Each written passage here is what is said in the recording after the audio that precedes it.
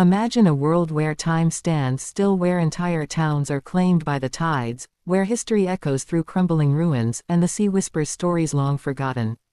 Today, we journey to 5 eerie and forsaken places abandoned to the sea, each with a haunting past, chilling legends, and a silence that speaks louder than words. Welcome to Plague Island and beyond.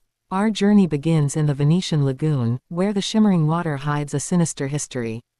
Poveglia Island, often referred to as Plague Island, is just a stone's throw from Venice, yet it's entirely off-limits to visitors.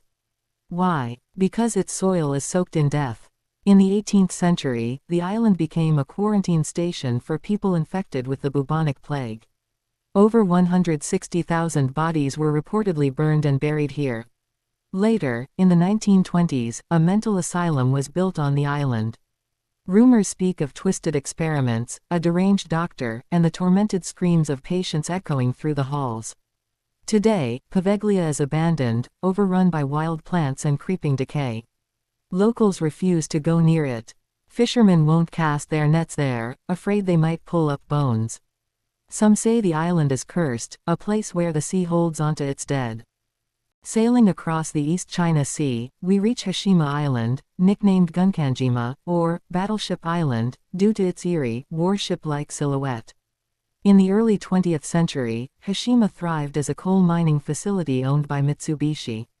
It was a symbol of Japan's industrial might. Hundreds of workers and their families lived on the island, packed into concrete buildings with rooftop gardens and even schools. But prosperity came at a cost. The labor was brutal, and during World War II, forced laborers from Korea and China were brought here under horrendous conditions. When petroleum began to replace coal, Hashima's mines were shut down. In 1974, the island was evacuated almost overnight. Now, it sits eerily quiet. Concrete towers crumble into the waves, windows stare blankly into the sea, and rust eats away at what once was.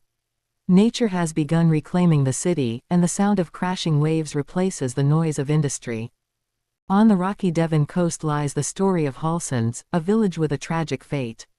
Once home to a tight-knit fishing community, Halsons was a thriving settlement in the late 1800s.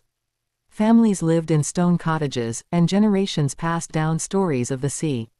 Then came the dredging. In 1897, the British government allowed the removal of thousands of tons of shingle from the seabed near Halsons to expand the naval dockyard in Plymouth. The natural barrier that protected the village was destroyed. Slowly, the sea crept in, and in 1917, a ferocious storm struck. Most of the village was swept away overnight.